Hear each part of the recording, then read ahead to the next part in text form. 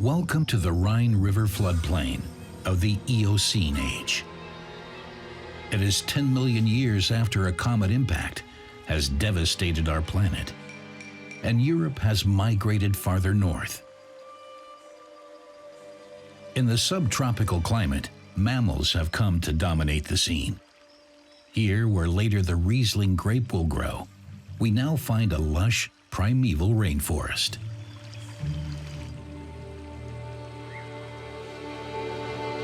Half of all known modern-day mammalian groups are already in existence here.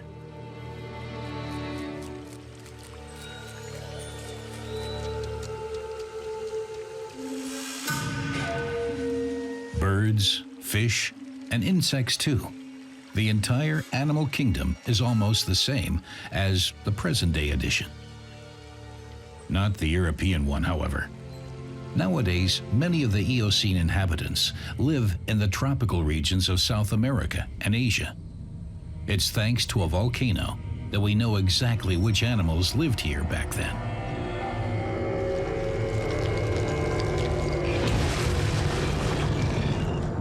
When the volcano erupted 48 million years ago, a 300-meter deep crater lake was formed.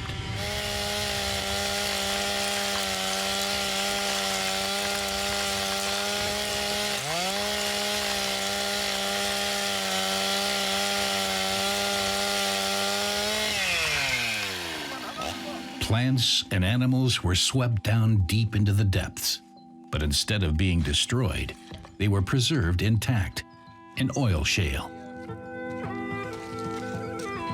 The Messel pit near the city of Darmstadt in Germany. Here, layer for layer, a snapshot of a major event in geological history is being excavated. The fossil record tells of life and death at the crater lake. Most likely, poisonous gases bubbling up from below had escaped the water, causing animals to asphyxiate, fall into the lake, and drown. Many fossilized bats have been found. They must have swooped down too close to the water surface. Today, the Messel pit is a UNESCO World Heritage Site and a unique gateway to prehistoric Europe. The oldest extant hand of a primate was found here. The fossil finds in Messel are astonishingly true-to-life imprints of the animals. Shadows of skin, as well as hair and plumage, are depicted. Sometimes the stomach contents have even been preserved. The most spectacular find to date was made back in the 1980s. A 60-centimeter-long monkey-like animal with a very long tail.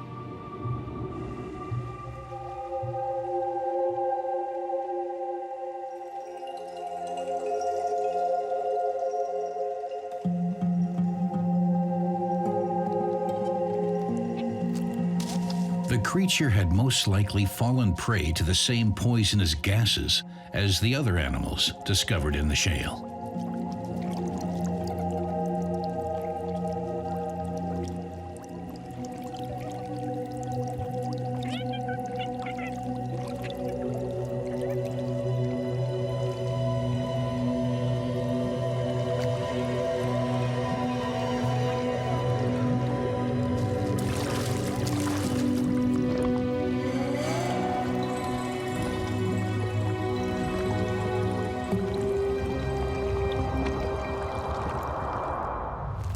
"47 million years later, the little lady primate caused quite a stir. Now known as Ida, she was long billed as the progenitor of the human race. Although no definitive evidence for this was ever produced, her body does display one of evolution's greatest innovations: gripping hands with opposable thumbs.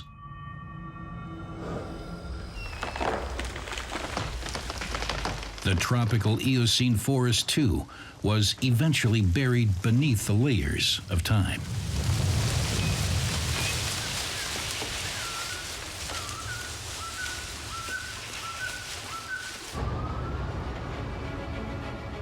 Now, whenever we scratch the surface, a glimpse of prehistory is revealed. Here, where the diggers now scoop the last lignite out of the ground, virgin forests once lined a long coastline. Slumbering beneath the lignite are tons of amber.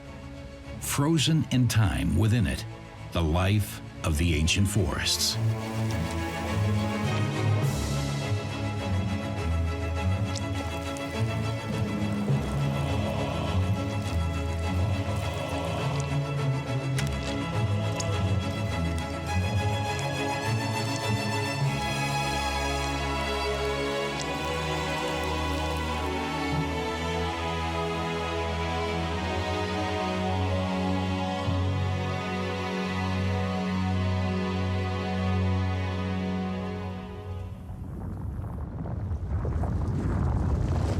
Much of Western Europe was now being covered over with a fresh layer of ice. Coming down from Scandinavia, the glaciers pushed all the way to London. Coming from the Alps, they made it to the Chiemsee in Bavaria.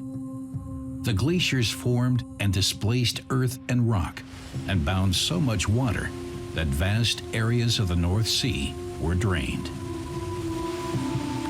The Quaternary, the most recent geological period, was a time of upheaval. There were repeated glacier thaws, with the meltwater runoff cutting deep gullies into the land. As the cold retreated northwards, the animals of the cold periods disappeared. Forests spread out again. Hippopotamus, elephants, and rhinoceros migrated from the south to the once again green habitats.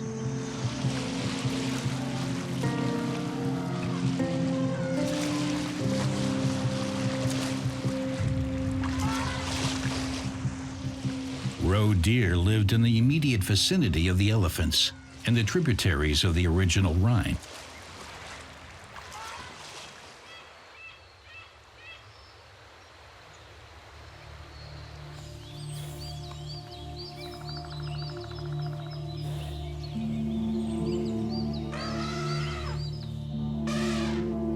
Forest elephants now lived where mammoth had previously grazed, and roe deer and wild boar came along to take the place of reindeer. The animals migrated in accordance with the changing climate.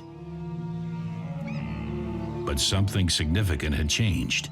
The animals were no longer alone.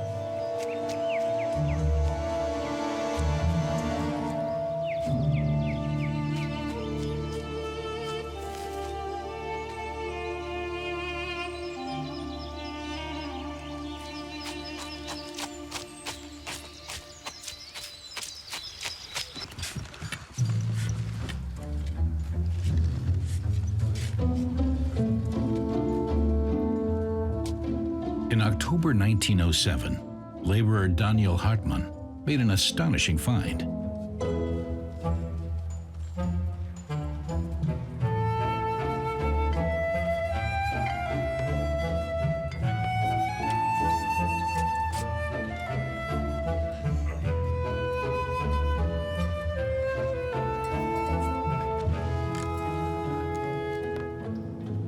My friends, today I done found Adam.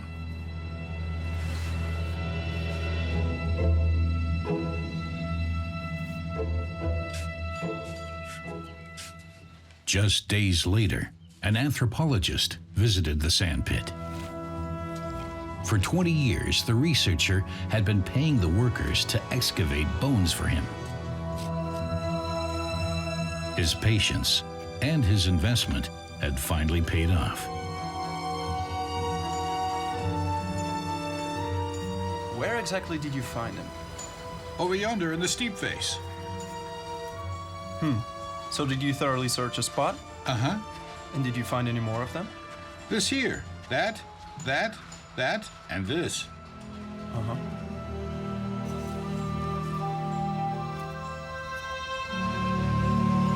The mandible belonged to a precursor of the Neanderthal.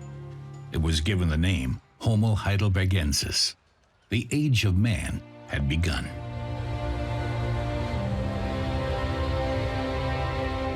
Long before the first human beings appeared in Europe, the Middle Rhine was formed. The Alps applied pressure from the south, creating the central German uplands. Then, 25 million years ago, the ocean retreated from the rising mountain range, leaving the Middle Rhine behind. It didn't hook up with the Upper Rhine until 10 million years later. Much later still, human beings came along to make their unrelenting mark on the landscape. During the century of industrialization, the Rhine, as many other European rivers, was straightened along its entire length, reshaping entire regions.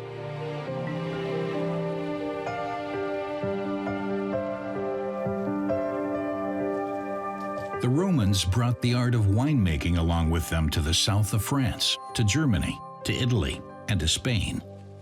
They laid the foundation for the triumph of Riesling, Merlot, and Cabernet.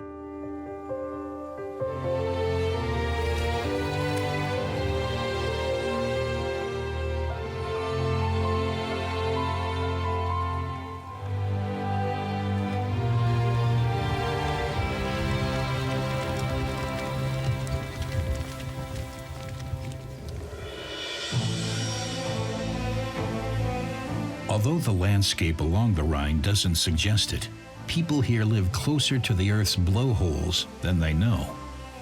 On the river island Namandayavad, a water sprout shoots up to heights of up to 60 meters, the highest cold water geyser on Earth.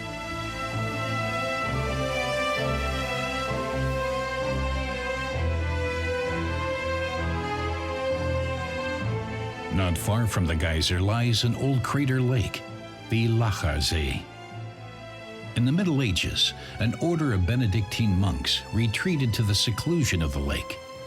They built a monastery and called it Maria Lach. But the monks didn't suspect that they were living closer to the brink of hell than to heaven.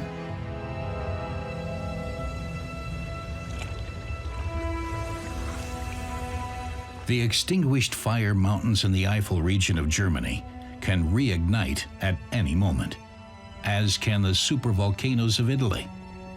No one can say if it will be in 10,000 years or next Tuesday.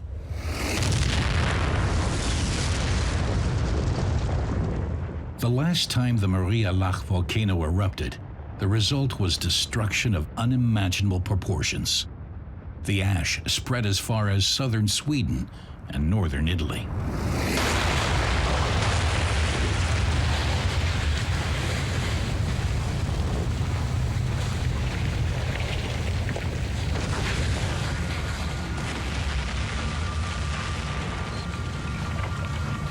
For several days, avalanches of hot lava and ash barreled through the valleys, creating an almost 30-meter-high wall that dammed up the Rhine and Mosel rivers for weeks on end.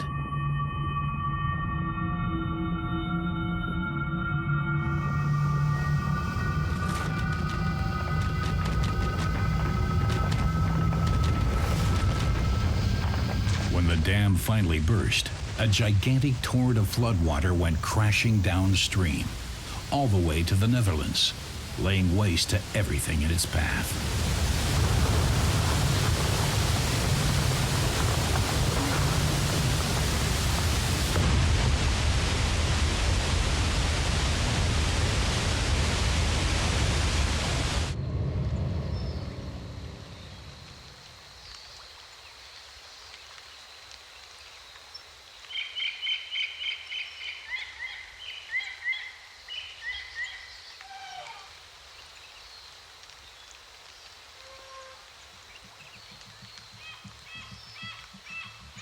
Long before this devastation, an ancestor of today's human beings had lived throughout a large part of Europe and the Middle East. Homo neanderthalensis, the Neanderthal.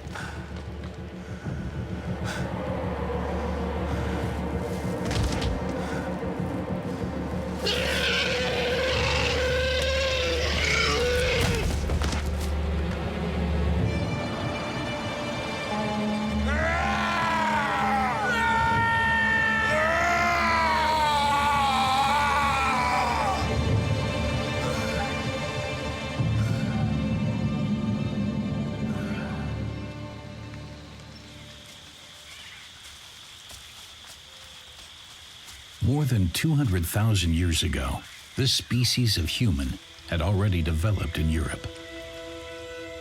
In the coldest periods, the advancing glaciers had forced the Neanderthal to up sticks and move on. Finally, however, the species succeeded in adapting to the cold. The Neanderthal was long assumed to have been inferior to modern man in almost every way. Not so. Neanderthals knew how to find the safest hideouts and the best hunting grounds.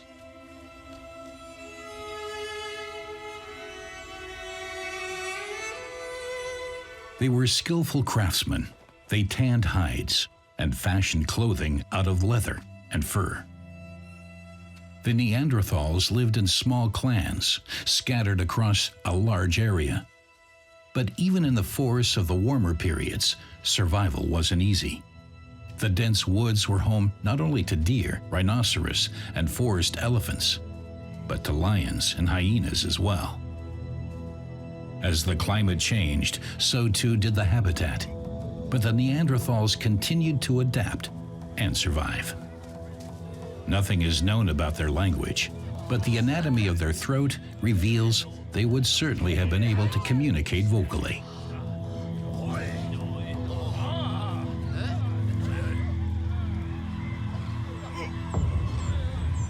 Their hunting implements were already far more advanced than those of Homo heidelbergensis. They used a sort of glue made of birch tar to fasten their knife-sharp flint blades to their spears. A brilliant invention.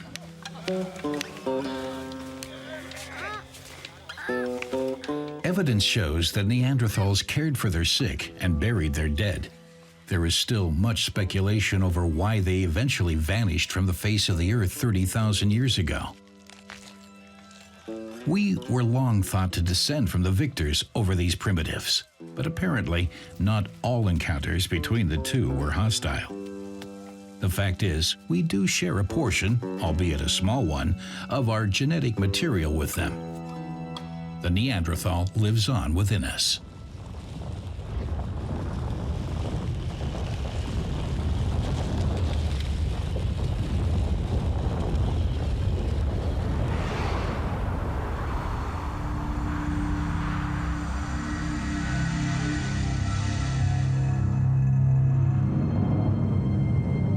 For the last time to date, a great cold period had northern Europe in its grip. Now the wolves and the large grazers, mammoth, musk oxen, and reindeer wandered in their millions over the wide open spaces. At the foot of the glaciers, a constant wind swept across the land. It was the northernmost outpost of life. When the cold here got too severe, the herds had to move on.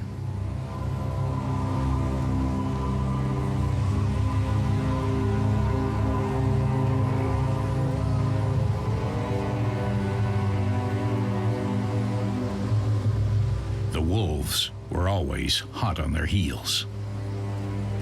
And they weren't the only ones following the herds. In the midst of the cold period, human beings immigrated from the African savanna to what is now Central Europe. For days on end, the hunter roamed the ice desert, searching for fresh meat for his clan. Wolves were among the first wild animals that humans not only hunted, but domesticated as well.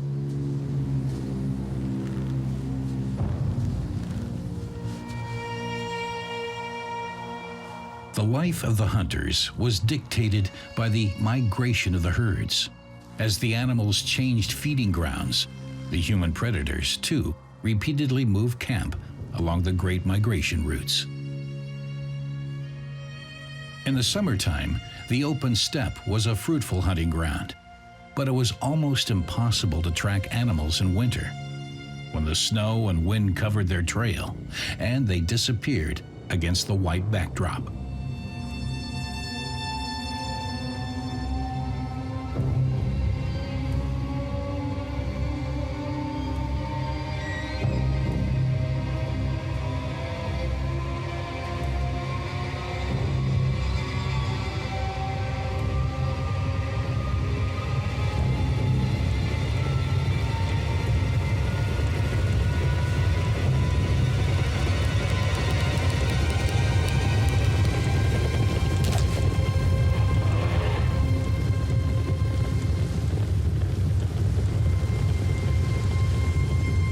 Every year, the hunters waited for their prey to pass by on migration.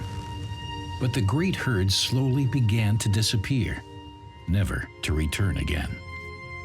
Some species went completely extinct. Others left the land of the Ice Age hunters.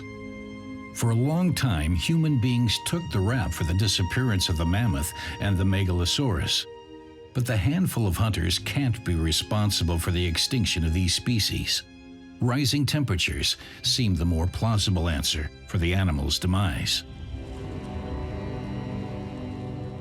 The end of the Ice Age was the start of a geological restart process, because only after the glaciers melted could northern Europe begin to become the place we know today.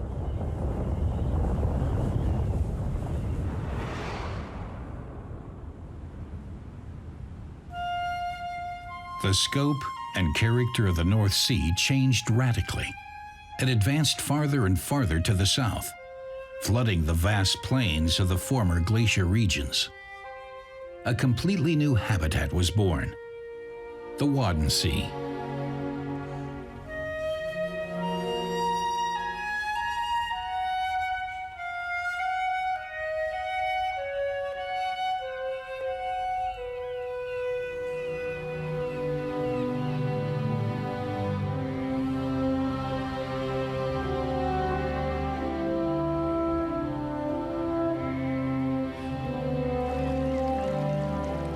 Fine-grained sand, gray-brown mud, and turbid water as far as the eye can see. That's about all the North Sea has to offer. And yet, the ice desert of yore has become a richly diverse habitat. Twice a day, the tides flood the Wadden Sea with a nutrient-rich brew.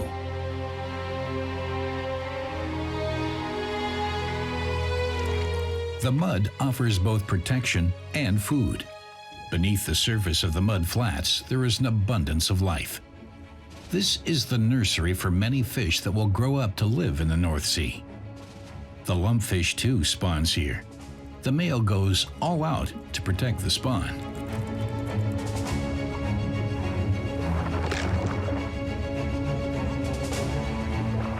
After all, it's not his survival, but that of his offspring that will secure the survival of the species.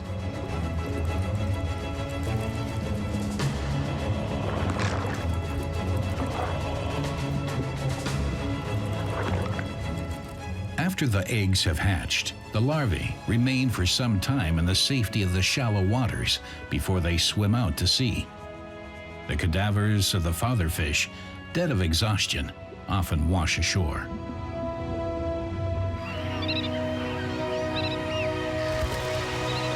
In the spring and fall, millions of migratory birds make a rest stop at the Wadden Sea. The area has the largest bird population in Central Europe. The Ice Age created an island of life.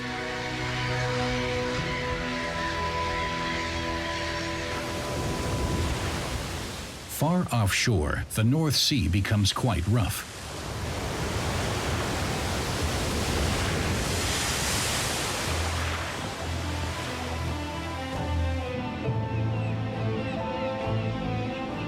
Amidst blustering waves, the island of Helgoland rises up from the sea.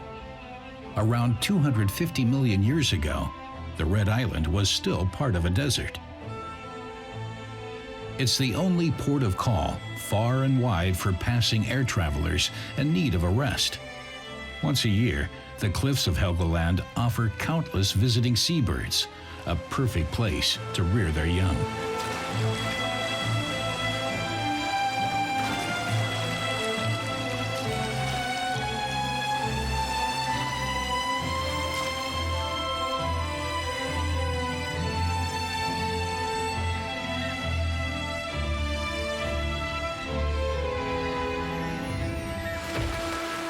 In the winter, long after the migratory birds have left the island, gray seals appear on the beach.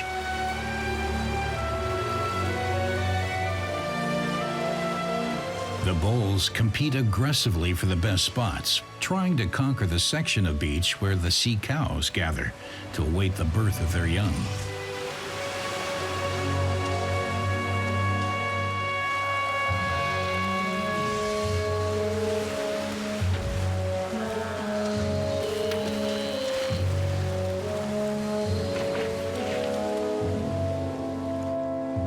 Soon after the young are born, the gray seal mating season begins.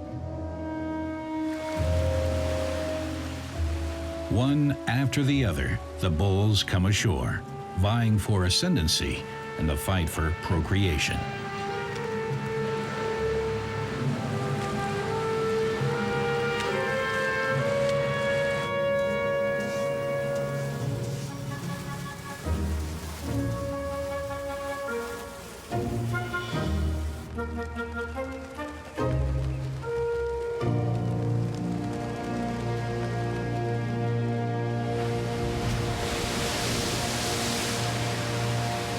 In the winter, winds churn the sea.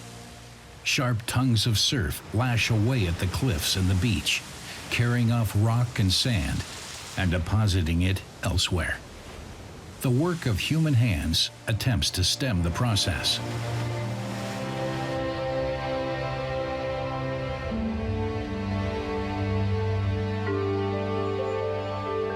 Along the Baltic Sea coast, things are much quieter.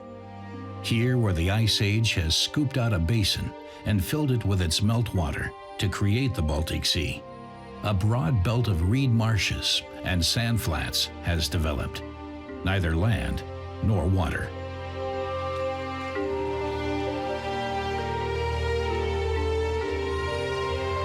Free of human intervention, large parts of the Baltic Sea shoreline are sanctuaries for coastal wildlife.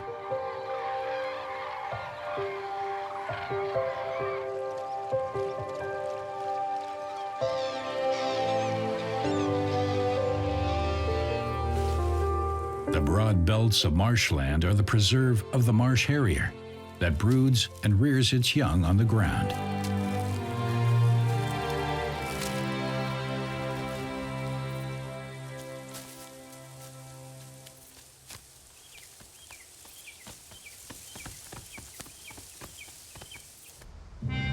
The chalk cliffs of Rügen are also the product of the glacial ice, which pushed the island up from the depths of the Baltic Sea.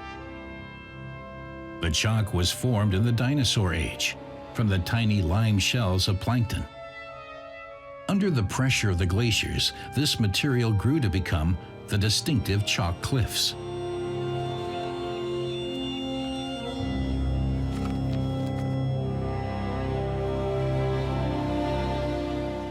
The warm period covered the chalk with a thin layer of plant matter. The roots of the plants cling to the soft substratum. Without this protective covering, the surf and rainfall would have long since washed the island away.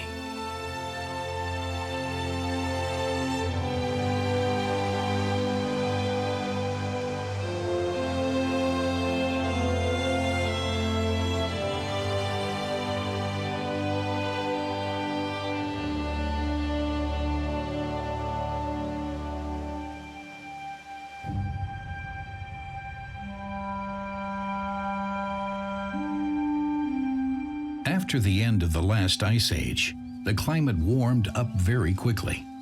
The forest returned, and along with it, the animals we still know today.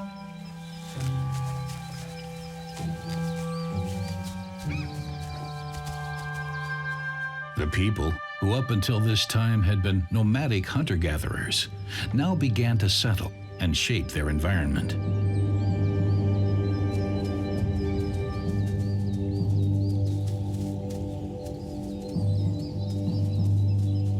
But as human civilization took its baby steps, entirely new conflicts arose.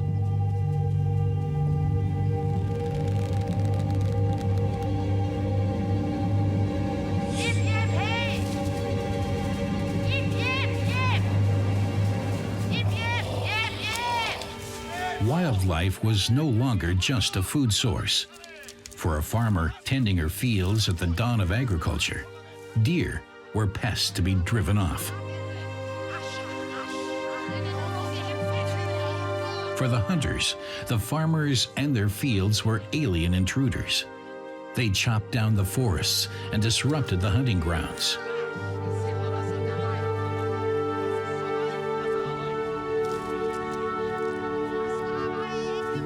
Agriculture, however, won through in the end. With what is known as the Neolithic Revolution, mankind began a targeted campaign of adapting nature to its own needs. Villages and later cities were built, and the population grew apace, because people were no longer dependent on what they could hunt and gather, but could now produce their own nutrition.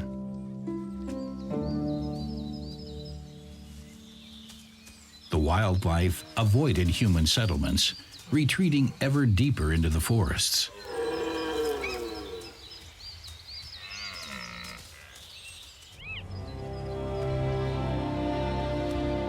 Today's broad, open marshland habitat, on the other hand, offers little protection. But it is here that migratory birds gather each year to start their journey south. The flat, almost treeless land provides a good view for predatory birds, such as the marsh harrier, who aim to take full advantage of the situation before the summer guests move on. When temperatures have dropped and the migratory birds have flown off on their way, things go quiet on the North Sea coast, the world's largest marshland area. The place seems as remote and uninhabited as it was 2,000 years ago. Vast forests now cover the majority of Western Europe. But along the Rhine, modern civilization advanced all the way up to the north. After conquering part of the Germanic settlement areas, the Romans right away began building a supply and road network. The division, surveying, and administration of Germania began.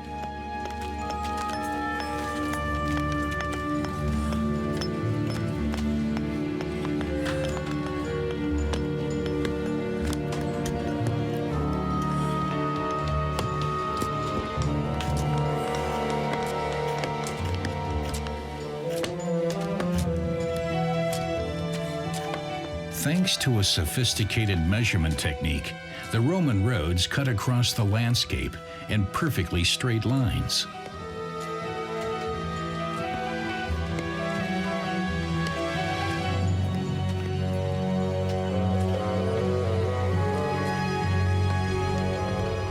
These roads connected the Roman camps that later developed into cities, including Cologne, Mainz, and Koblenz.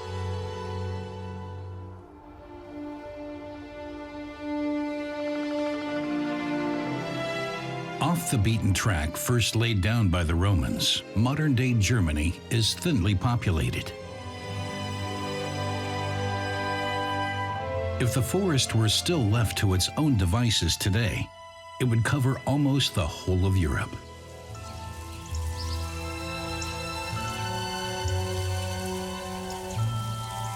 But where human beings live and intervene, fruit orchards, fields, and pastures have supplanted quite a bit of forest area.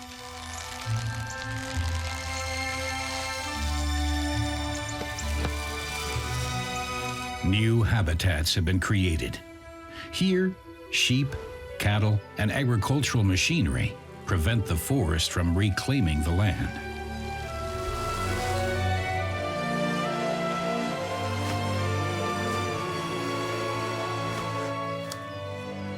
The stork likes to be in close proximity to human settlements and is the beneficiary of a regularly occurring massacre, picking tasty tidbits from the field in the aftermath.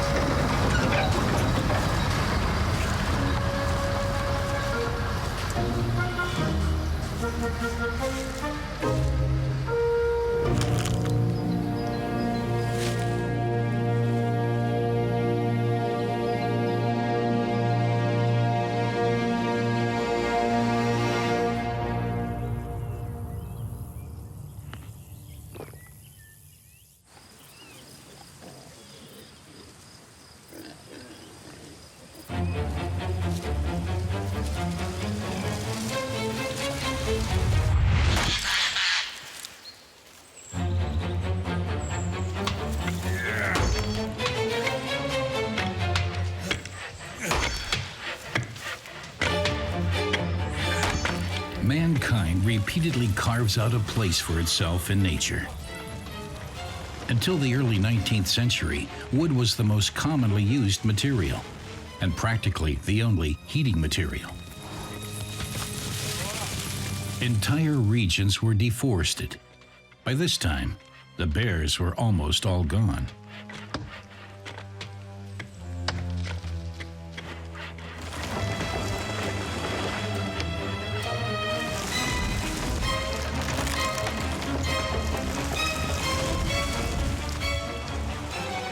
Since the Middle Ages, the forest had been used as a grazing pasture, and the leaves blanketing the forest floor were cleared to use as straw in the stalls of livestock.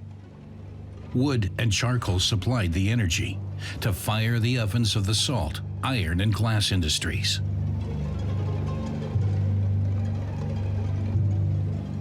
More and more charcoal burners and piles were set up to produce wood charcoal, huge amounts of which was needed to feed the booming nascent industries. Where wood supplies ran low, communities and cities passed laws to protect the forests.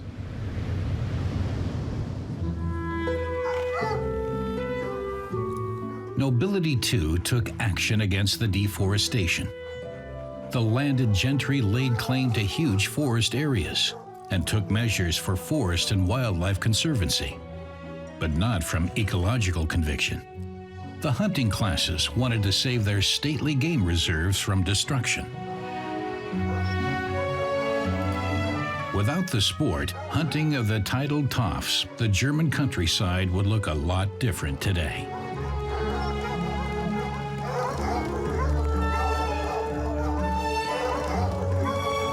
For millennia, the hunt was an existential necessity for human existence. But in the early Middle Ages, it became a privilege.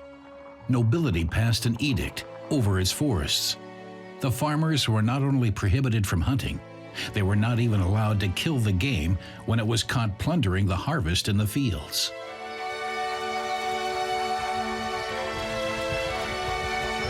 At that time, there was a law that revoked the land rights of the peasantry as soon as the trees and shrubs on it grew high enough to reach a rider's spurs.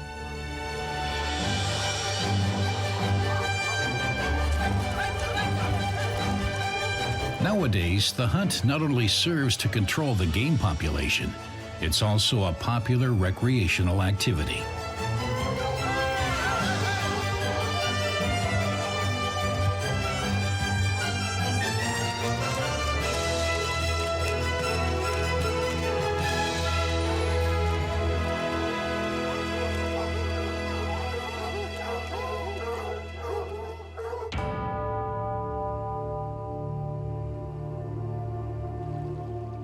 A certain forest in eastern Germany does not owe its existence to nobility.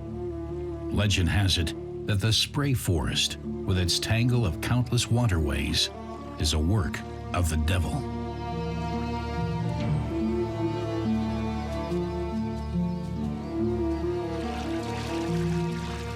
In fact, this labyrinth of water and woods is a legacy of the Ice Age glaciers.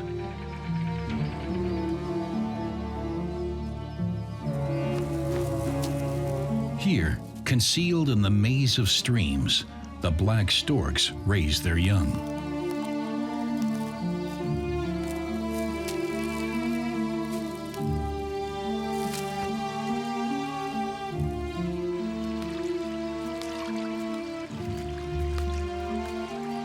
They live on little fish and frogs that they have to share with the snakes.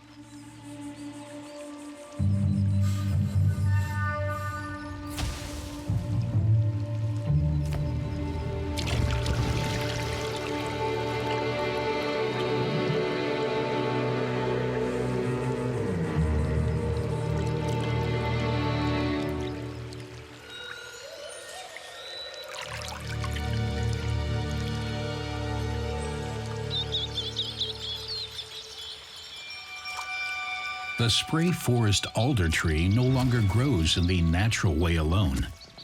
The seeds that fall into the watercourses are fished from the surface and then planted in the ground.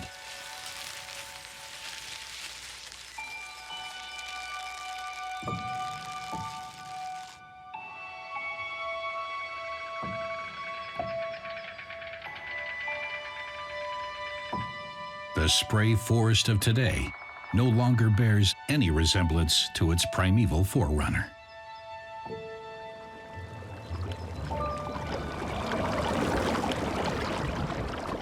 Man reshapes landscapes that had developed over millions of years. 100 million years ago, exotic animals lived in the narrow estuary of what is now the border of Germany and the Czech Republic. Their chalk shells and skeletons sunk to the riverbed, collecting there, layer by layer, millimeter by millimeter.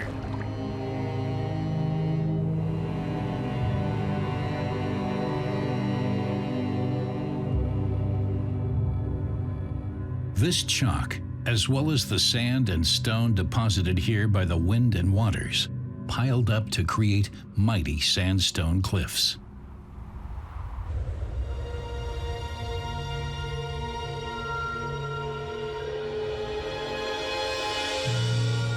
When the ocean retreated, erosion took to the sandstone banks and turned them into the jagged Elba sandstone mountains.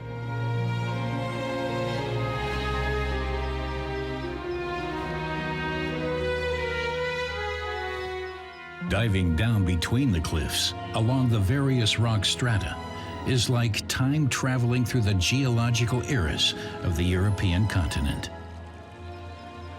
And construction is ongoing as streams and waterfalls continuously change the rock face.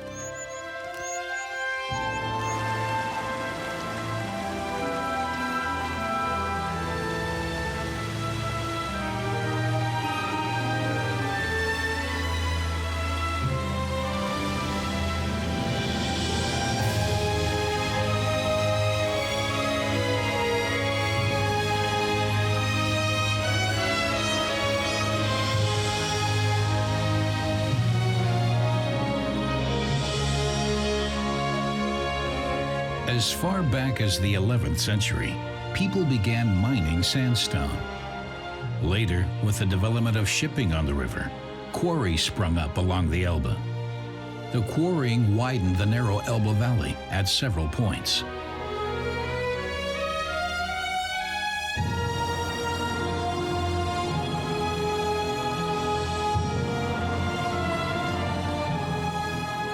Rock for rock, the stone was broken and blasted from the walls. Shipped along the Elbe, the stone blocks arrived to build the walls of many magnificent, sacred, and stately buildings throughout the world.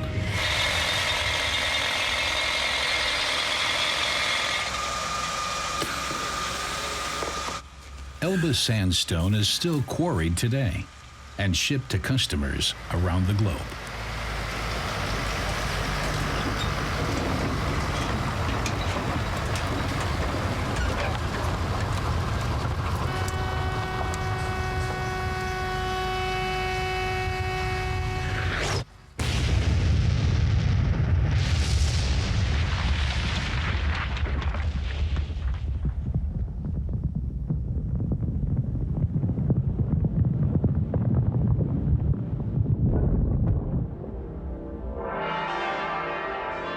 Dresden's master builders, old and new, have eroded the Elbe cliffs. For the reconstruction of the historic Frauenkirche, they returned once again to the old sandstone quarries. The Hamburg Town Hall is built of Elbe sandstone, as are many other buildings in this urban landscape. The falcons brood here, as they do in the cliffs of the Elbe sandstone mountains.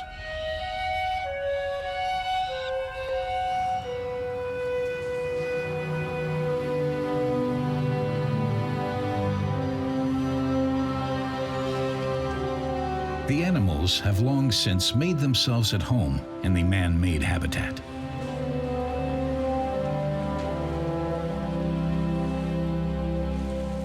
Today's major cities are anything but hostile to life.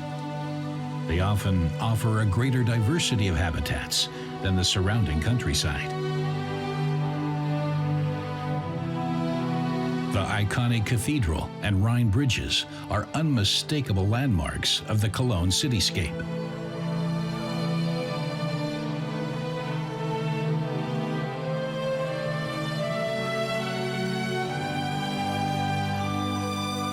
Tourists, floods of people, concrete, and heavy traffic.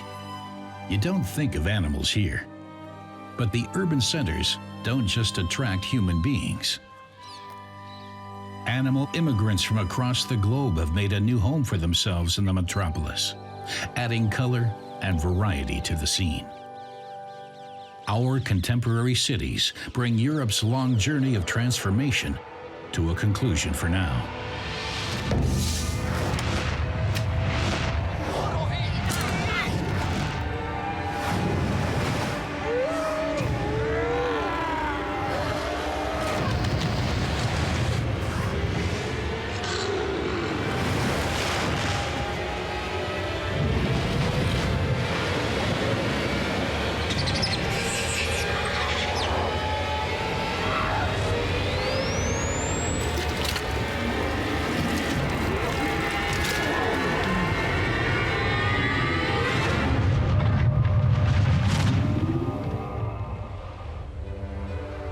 Our journey is over, but Europe will travel on for a long time to come. We'll never know what direction it will take in the future, whether it will one far-off day come to rest at the North Pole or under the equatorial sun. We won't be there to see if it gets clamped between two continents and lifted way up high, torn in pieces that sink into the sea, or covered by a kilometer-thick armor of ice. But one thing is certain, it will be an utterly different Europe than the one we know today.